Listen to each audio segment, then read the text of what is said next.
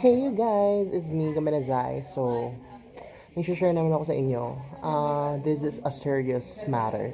Serious matter! Charot. Wala lang, naalala ko lang yung lola ko, namimiss ko na siya. Hi nanay! So, ayun guys, all this time talaga, kaya ako nag-work hard is para sa kanila ng mama ko. Kasi alam nyo guys, ilang beses na naalanganin yung buhay ng lola ko kung alam nyo lang. Ilang beses siya ng ospital.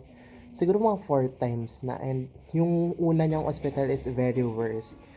And I was like 14 years old ata that time. Naniniwala ako kaya lumalaban din yung lola ko. Kaya ang haba ng buhay niya kasi hindi pa ako mayaman.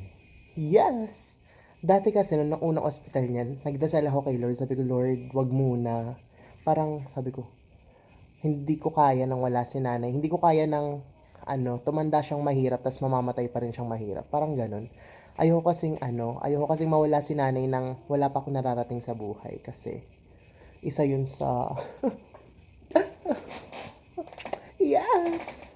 Isa yun sa fear ko talaga na mawala si nanay nang hindi pa ako asensado.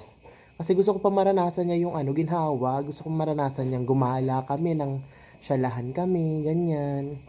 Gusto ko perfect yung buhay namin. Gusto ko makasakay siya sa sasakyan ko. Sila ni mama, alam mo yun. Kay mama, confident ako na confident ako na mabibigay ko pa yung kay mama lahat. Kasi bata pa naman si mama. Pero, ay, mahaba buhay niya. Pinagdadasal ko talaga. Iwas stress lang mother, sinasabi ko sa'yo.